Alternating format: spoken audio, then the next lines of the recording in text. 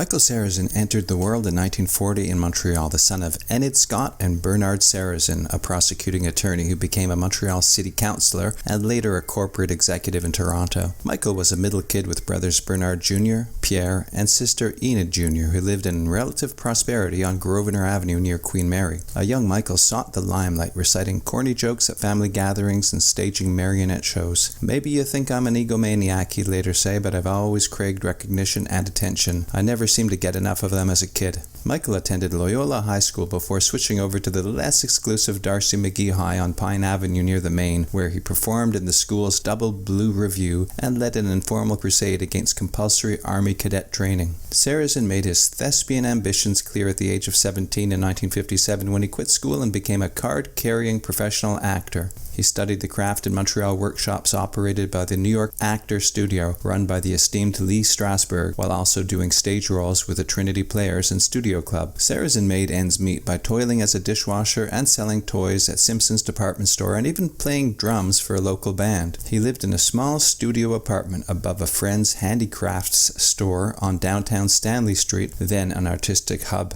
"The beginning was very tough. My early days in Montreal were virtually nothing," he would later say. Sarrazin was, at the time, semi-estranged from his family, according to lifelong friend Nick Oftermar, a city columnist and boulevardier who recalls an evening when the two were too broke to buy beer in a tavern. Their fortunes reversed when they found a newly purchased jacket in a box on the sidewalk, which they sold inside the tavern, allowing them to order more beers. Sarrazin spent several months studying acting in New York, but visa issues forced him to return to Montreal, where he borrowed $50 and left for Toronto, where he acted in non-paying jobs and delivered food for a downtown cafe. The tall, skinny, big-eyed Sarrazin caught the eyes of several directors, including Paul Allman, Eric Till, and George Bloomfield, who all hired him to star in TV dramas. One TV production, Romeo and Jeannette, co-starring rising fellow Montrealer Geneviève Bujold, caught the eye of a New York City agent who signed Sarrazin to a movie studio contract, reportedly a 5-year deal for $50,000 a year. Sarrazin, who had already fathered 2 young daughters in Montreal, went solo on his Hollywood adventure. The studio set him up with small roles in movies and TV shows, none of which he took pride in, as he later said in a candid 1968 interview. "There are so many insincere, insecure parasites here. A lot of them are garbage merchants. My first year here, all they wanted me to do was absolute junk. I prostituted myself by doing some TV junk they ground out. The Virginians, the Doomsday Flight. It took them 15 days to toss together a movie I was in, Gunfight at Abilene, and it was so bad they couldn't release it." Sarrazin finally got a meaty role as the youthful sidekick of a fraudster played by George C. Scott in The Flim Flam Man from 1967, which remains well regarded. Sarrazin later noted that the sometimes prickly Scott took a shine to him.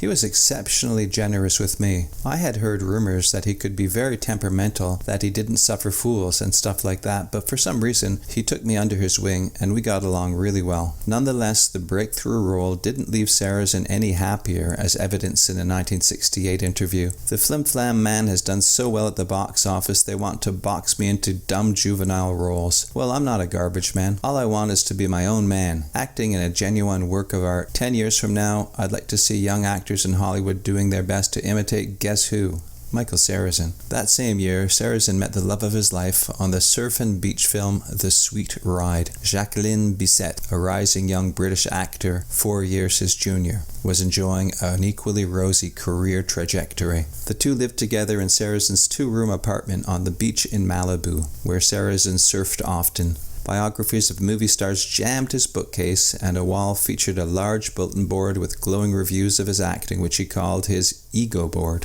Jacqueline Bisset was profoundly smitten with Sarrazin, according to their older acquaintance, syndicated gossip columnist Dorothy Manners, who wrote in 1975, "I knew and liked Jackie. She was deeply in love with him. She was then far more involved with him than she was in her own career. She and Mike lived in a shack on the beach, and I mean shack. She did the cooking, cleaning, washing, and ironing for Mike. Even when he went on film locations, Jackie would tag along to carry on the domestic chores. Mike came across as a loner, an intellectual hippie type, and something of a male chauvinist." Sarrazin, who rarely did interviews and never appeared on a TV talk show, confirmed his ornery side in the same 1968 interview. "It bugs the hell out of me when I'm typecast as another Jimmy Dean or young Fonda or Brando. I feel like yelling at them. Hey, you can't make a Mickey Mouse out of me. I don't want $1 zillion. I don't want to be a carbon copy star. All I want is to be me, Michael Sarrazin, maybe the best damned actor in the world. Take me on my own terms or I'll cut out."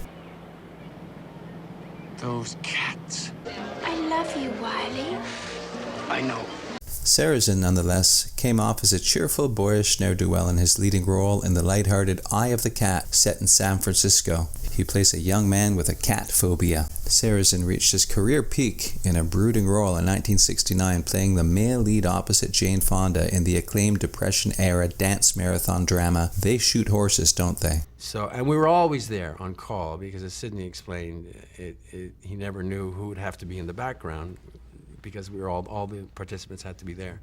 So every day it was like a marathon. The success didn't hurt Sarrazin's career, but nor did it launch him into the stratosphere of major stardom, as his subsequent films failed to find the same acclaim. Sarrazin had been cast as co-star in the gritty classic Midnight Cowboy from the same year, but Universal Studios declined to release Sarrazin from his contract in order to play the role, which instead went to Jon Voight, but he had no trouble finding work. In 1971, Sarrazin brought his bushy hair and sad eyes to 4 films, including The Pursuit of Happiness, where he portrayed a rich kid dealing with a vehicular homicide charge. He then grew a giant mustache and acted opposite his girlfriend Jacqueline in Believe in Me, as he played a meth-addicted doctor who turns his girlfriend onto speed. Sarrazin acted alongside Paul Newman and Henry Fonda in Sometimes a Great Notion that same year. The film was considered a disappointment considering the strong cast and the much-loved original Ken Kesey novel. By 1974, Sarrazin had moved to a posh house in Beverly Hills, but for reasons undisclosed, he and Bissett quietly split up. "She deserves happiness and all of this wonderful success she is having," he said solemnly in an interview the next year. Sarrazin's sadness lurked not far from the surface. When asked what he does between pictures, he betrayed his dejection. "I jog a little, but mostly I fret. I drive my agent crazy. I watch my old movies on TV and see all the mistakes I made. I cry a lot. I'm a mess until I start to work again." Sarrazin, through this period, is believed to have missed out on major roles that might have established him as a top movie star, possibly partially due to his reluctance to publicize his work in interviews or on TV talk show appearances. "It would scare the hell out of me getting up there and saying how great I am in my new picture. Isn't that what the guests do?" Sarrazin returned with a lightweight, wacky romance in 1974, starring as a cash-challenged Brooklyn cabbie alongside Barbra Streisand in For Pete's Sake, an experience that left him with many barroom anecdotes for the rest of his days. Sarrazin starred the next year in The Reincarnation of Peter Proud, Starring Michael Sarrazin and Jennifer O'Neill. Who are you, Peter Proud? which showed him as a haunted young man in search of his past life. Sarrazin's trademark bushy hair was replaced with a slimmer hair helmet look in The Gumball Rally, a 1976 zany muscle car romp, also starring Raul Julia and Gary Busey.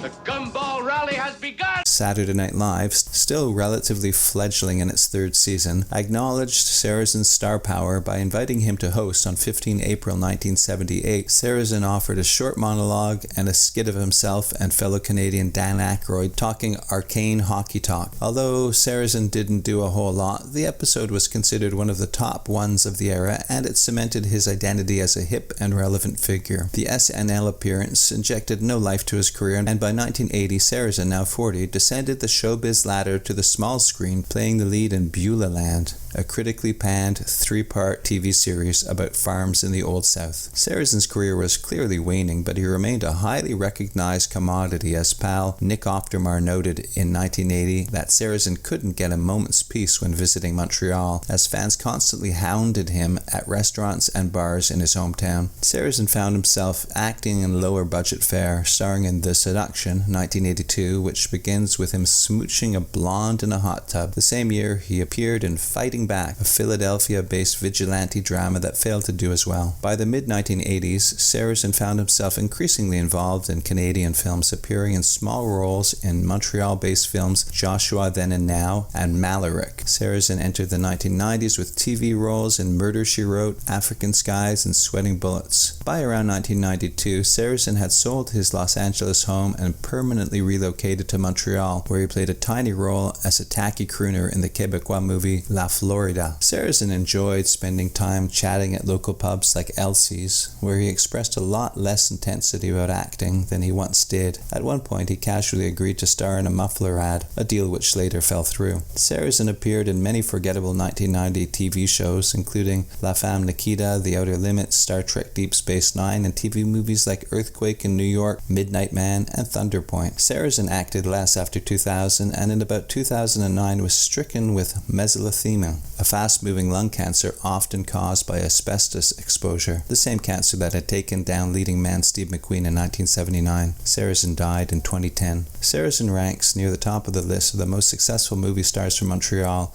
a list which also includes William Shatner, Christopher Plummer, Geneviève Bujold, and Jay Baruchel, among others.